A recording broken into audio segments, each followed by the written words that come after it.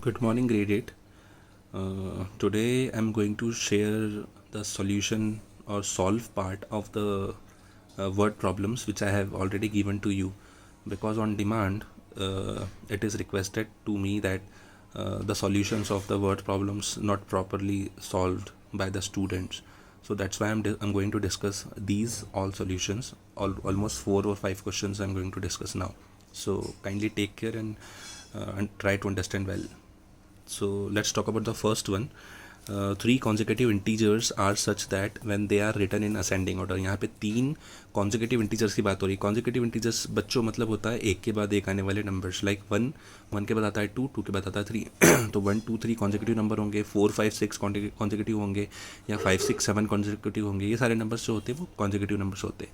अब यहाँ integers की बात हो रही है. integers it's not compulsory कि number positive ही हो, negative भी हो सकता है, बट हम पॉजिटिव सोच कर ही चलेंगे.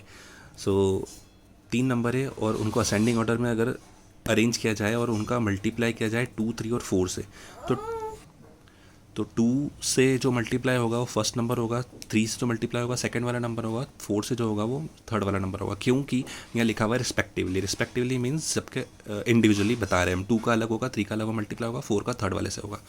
Then they add up to 101 और फिर हम उन तीनों को ऐड करेंगे तो उसका आंसर आएगा 101. तो इस तरीके से एक इक्वेशन फॉर्म होगी बच्चों, और उससे हम नंबर्स फाइंड आउट कर लेंगे. तो लेट्स सी इसका सॉल्यूशन क्या है. Okay, you can see here let the smallest number be X. हम यहाँ पे स्मॉलेस्ट नंबर ही लेंगे, स्टार्ट करेंगे, क्योंकि स्मॉलेस्ट नंबर से ज़्यादा इजी हो जाएगा हमें सॉल्व करना. तो अगर छोटा नंबर एक्स होगा तो अगला नंबर होगा x+1 और उसका अगला नंबर होगा x+2. क्योंकि कॉन्जिक्यूटिव नंबर है, कॉन्जिक्यूटिव नंबर एक के बाद एक ही आते. लाइक अगर मैं 1 से स्टार्ट करता, अगर मैं बोलता 1 नंबर है तो 1 के बाद कौन सा नंबर लेते हैं अपन, 2. वो कैसे आता है 1+1 करने पर, इसलिए मैं x+1 करूँगा. और 3 जो थर्ड नंबर आता है वो कैसे आता है 1+2 करने पर, यानी कि x+2 करने पर आता हो. तो इन दिस वे हमने ये 3 नंबर लिए यहाँ पर. सपोज करें अब उनने बोला था कि 2 3 और 4 को मल्टीप्लाई करना है इंडिविजुअली, रिस्पेक्टिवली, मतलब कि अलग अलग. तो 2 को करेंगे x से, 3 को करेंगे x+1 से और 4 को करेंगे x+2 से. तो मैंने देखो तीनों को मल्टीप्लाई करा, 2 को x से करा, 3 को x+1 से, 4 को x+2 से. फिर इन तीनों नंबरों को ऐड अप करेंगे. तो देखो तीनों को ऐड करा हूँ, फर्स्ट वाले को इससे प्लस करा, फिर सेकंड वाले को भी ऐड करा, फिर थर्ड वाले को भी ऐड करा विथ मल्टीप्लिकेशन.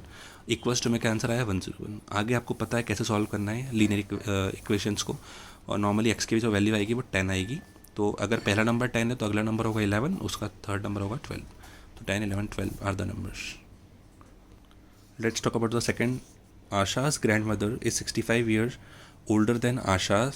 अच्छा, यहाँ पे कंपैरिजन हो रहा है आशा की एज का आशा की दादी से, आशा की ग्रैंड मदर से, जो कि 65 ईयर बड़ी है उससे, आशा से, आस्था से, sorry not Asha, Aastha. Whereas Aastha's mother is 32 years younger than Aastha's grandmother. और आस्था की जो मम्मी है वो 32 ईयर्स यंग है उनकी दादी से, आस्था की दादी से. यानी कि कंपैरिजन 3 लोगों के बीच में हो रहा है, आस्था, आस्था की मम्मी और आस्था की दादी, grandmother's. If the sum of the ages of Astha and her mother. अच्छा, यहाँ पे हिंट दी हुई है कि आस्था की एज और उसकी मम्मी की एज का अगर सम किया जाए तो कितना आएगा, 59 ईयर्स आएगा. बट हमें पहले तो आस्था की एज सपोज करनी होगी, क्योंकि कंपैरिजन जो हो रहा है वो आस्था से हो रहा है मोस्टली. तो लेट्स सी इसको कैसे सॉल्व करेंगे, आइए देखें. लेट द एज ऑफ आस्था भी एक्स. हम छोटी की एक्स लेंगे क्योंकि हम स्टार्टिंग छोटे से ही करते हैं, सपोज भी छोटे का ही करेंगे. तो then the age of grandmother. अब यहाँ पे ग्रैंड मदर की एज कितनी हो जाएगी बच्चों, x+65, क्योंकि वहाँ पर साफ कंपैरिजन दिया हुआ है कि आस्था की एज से 65 ईयर बड़ी है दादी, तो 65 प्लस हो जाएगा आस्था की एज में, x+65. And age of mother, mother की एज जो होगी वो कितनी होगी, दादी से कंपेयर किया है, यानी कि ग्रैंड मदर से. तो ग्रैंड मदर से 32 ईयर्स यंग, यंग यानी कि छोटी. तो हम x+65 में -32 कर लेंगे तो छोटी आ जाएगी मम्मी. तो दादी की एज से 32 माइनस करने पे किसकी एज आ जाएगी, मदर की एज आ जाएगी. तो तीनों की एज आ गई, एक्स की, आई मीन आस्था की, ग्रैंड मदर की और मदर की. अब उनने जो हिंट दी है आस्था और मदर की एज को ऐड करना है. तो आस्था की एज एक्स है और मदर की एज ये रही जो यहाँ पे हमने ली पूरी, उनको ऐड करा, इक्वल्स टू में क्या रखा 59, क्योंकि 59 उनने आंसर दिया हुआ है उसका. यहाँ पे दिया हुआ है 59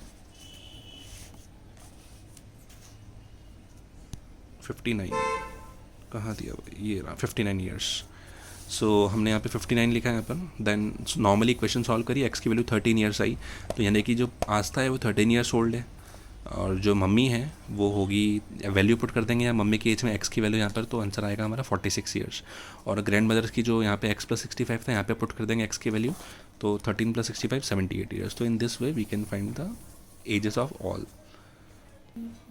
now third one, a number is 4 times the another number, एक नंबर है जो अगले से 4 टाइम्स है, अगले से यानी कि दूसरे नंबर से 4 गुना है. If the larger number is 10 more than the twice the smaller number. ये एक हिंट दी है जिसमें हमें इक्वेशन फॉर्म करनी होगी. तो लेट्स सी, ये 10 मोर करना है और ट्वाइस भी करना है. तो पहले हम ट्वाइस करेंगे किसका, स्मॉलर का ट्वाइस यानी कि 2 टाइम्स करेंगे और उसमें ऐड करेंगे 10 को. तो देखते हैं कैसे सॉल्व होगा. लेट द स्मॉलर नंबर भी एक्स, हमेशा की तरह हम छोटे नंबर को एक्स लेंगे पहले, सपोज करा. देन लार्जर हो जाएगा 4x, क्योंकि वहाँ साफ लिखा हुआ है कि 4 टाइम्स है, वो 4 गुना है उसका, तो छोटा x है तो बड़ा 4x हो जाएगा. अब जो इनमें कंपैरिजन बोला है इनने कि हम 4 गुना, सॉरी 10 मोर है, 10 ज़्यादा है और ट्वाइस है. तो ट्वाइस किसका, स्मॉलर का. तो पहले सबसे पहले मैं स्मॉलर का ट्वाइस करूँगा. स्मॉलर मतलब एक्स का टू टाइम्स करूँगा तो 2x करा और उसमें 10 प्लस करूँगा. तो छोटे में अगर छोटे में अगर 2 टाइम्स करूँगा ट्वाइस और उसमें 10 ऐड करूँगा तो वो किसके बराबर हो जाएगा, बड़े के बराबर हो जाएगा, ऐसा बोला है. देखेंगे एक बार और यहाँ पर. If the larger number is 10 more than twice the smaller number. उसने क्या बोला है कंपेरिजन कि लार्जर नंबर जो आएगा वो 10 ज़्यादा आएगा छोटे का ट्वाइस करने पर.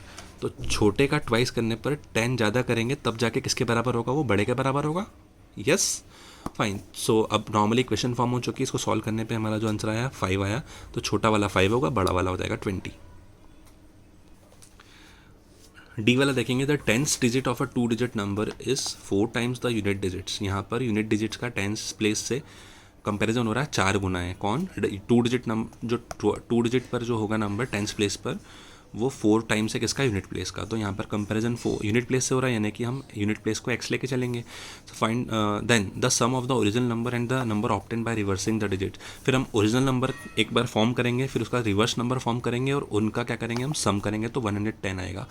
और 10 हम उसको इक्वेशन के फॉर्म देंगे और उसके बाद नंबर्स फाइंड आउट करेंगे. तो लेट्स सी कैसे करेंगे solve. Let the unit place be x and 10th place भी 4x. जैसा कि उसने बोला है कि 4 गुना है 10th प्लेस तो 4x.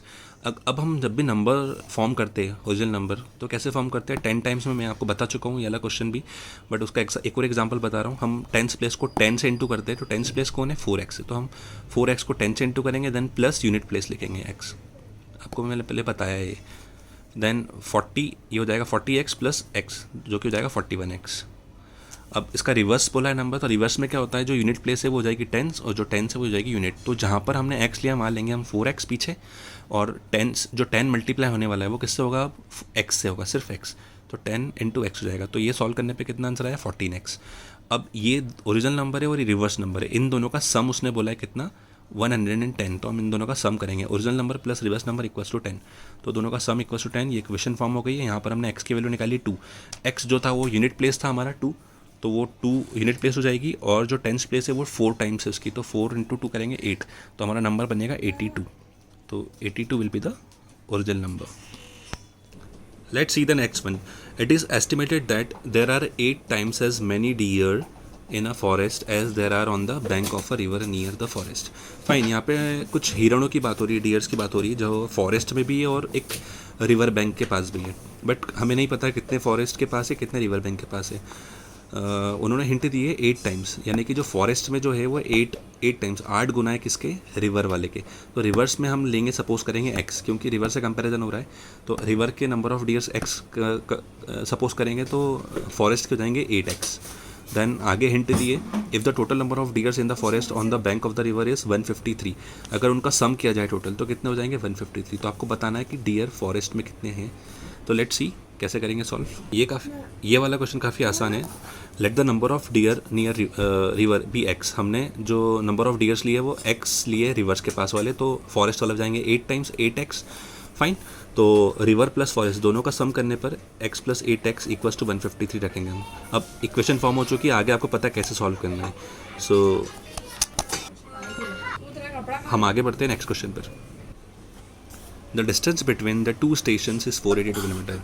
अगर 2 स्टेशंस की दूरी 482 किलोमीटर है, 2 trains start simultaneously from these stations on parallel tracks और टू क्रॉस ईच अदर, यानी कि एक दूसरे की तरफ वो बढ़ रहे अलग अलग पैरेलल ट्रैक्स पे. The speed of one of them is greater than the other by 4. अगर एक की स्पीड x लूँगा तो अगले की स्पीड लूँगा x प्लस 4, क्योंकि ग्रेटर है उससे. तो 2 ट्रेन से तो ऑब्वियसली 2 अलग अलग स्पीड होगी यहाँ पर, तो उन्होंने कंपैरिजन दे दिया. अगर एक की आप सपोज करोगे x तो दूसरे की हो जाएगी x plus 4. If the distance between the 2 trains after 3 hours is 20 kilometre. अगर दोनों के बीच का डिस्टेंस जो है वो 3 घंटे बाद 20 किलोमीटर बचता है। अगर 20 किलोमीटर होता है तो find the speed of each train. तो आपको बताना है कि दोनों ट्रेन की स्पीड कितनी कितनी होगी अलग अलग। तो यहाँ पर थोड़ा सा घुमा दिया उन्होंने कि 3 घंटे तक ट्रेन चल रही है और उनके बीच का जो डिस्टेंस बचा है वो 20 किलोमीटर बचा है। उन्होंने ये नहीं बताया कि कितना कवर किया है उन लोगों ने। तो let's find out our self, हम खुद ढूंढ लेंगे कि कैसे कितना कवर करा उन्होंने। Let's see. So here you can see A और बी, ये दो ट्रेन से जो अलग अलग स्टेशन पर है, तो ये एक दूसरे की तरफ बढ़ रही है ऐसे करके। तो 482 टोटल किलोमीटर था। तो हमने डिस्टेंस कितना ट्रेवल करा है ए ने और कितना डिस्टेंस बी ने ट्रेवल करा है पहले हम इंडिविजुअली फाइंड आउट करेंगे। तो let the speed of train A be X और बी की हो जाएगी x+4, जैसे कि उन्होंने हिंट दी है। Distance equals to speed into time, तो हमने यहाँ पे इनटू स्पीड को इनटू करा टाइम से, तो स्पीड x है तो 3, किसके लिए, ए के लिए। तो ए की जो डिस्टेंस कवर कर रहा है वो कितना कर रहा है, 3x कर रहा है। और जो बी डिस्टेंस कवर कर रहा है, ट्रेवल कर रहा है, वो कितना कर रहा है, x+4 इंटू 3, क्योंकि स्पीड है x+4 और इंटू 3 आवर्स, तो 3x+12 हो जाएगा, ये डिस्ट्रीब्यूट हो जाएगा दोनों में। अब दोनों के डिस्टेंस कवर आ चुके हैं, तो जो ए के थ्रू डिस्टेंस कवर करा है वो सपोज करो यहाँ पॉइंट तक डिस्टेंस ट्रेवल करा है उसने। बी ने जो डिस्टेंस ट्रेवल करा है सपोज करो यहाँ तक का डिस्टेंस ट्रेवल करा है। अभी जो बीच का पार्ट छूट गया है, जितना गैप है, वो उन्होंने कितना दिया हुआ है बच्चों, वो दिया हुआ है उन्होंने 20 किलोमीटर। उन्होंने बताया कि 20 किलोमीटर अभी बच रहा है, अपार्ट है, तो इतना बच रहा है दोनों को क्रॉस होने के लिए। तो हमें तीनों डिस्टेंस पता पड़ गए, ए का प्लस बी का और प्लस जो बच रहा है। तो अगर हम तीनों को प्लस कर दें, अगर हम ए के डिस्टेंस को बी के डिस्टेंस से प्लस करके प्लस जो बीच का जो बचा हुआ डिस्टेंस 20 किलोमीटर वो बच रहा है, उन तीनों को अगर प्लस कर दे तो टोटल डिस्टेंस कितना होगा बच्चों, 482। तो एक इक्वेशन फॉर्म कर रहा हूँ मैं यहाँ पर, distance of A plus distance of B plus 20 equals to 482। तो in this way we can form the equation. तो 3x plus 3x+12 plus 20 equals to 482। आगे आपको पता है कैसे सॉल्व होता है। x इक्वल्स टू 75 किलोमीटर पर आ रहा है, तो ये स्पीड ऑफ ए आई, तो ट्रेन ए की स्पीड 75 है, तो बी की कितनी होगी, 4 ज़्यादा, तो 4 ज़्यादा करेंगे तो कितना हो जाएगा, 79। So by using this concept you can solve these types of question, specially train की जो स्पीड डिस्टेंस एंड टाइम वाले और जो 2 डिजिट नंबर वाले क्वेश्चन है, ये थोड़ा स्पेशल ध्यान रखें ये कैसे सॉल्व करना है। मैं आपको बता चुका हूँ, इसको इसलिए रिवाइज कराया। सो आई होप कि अब आप लोग और अच्छे से सॉल्व कर पाएंगे इस टाइप के क्वेश्चन को। So thank you so much for today's topic.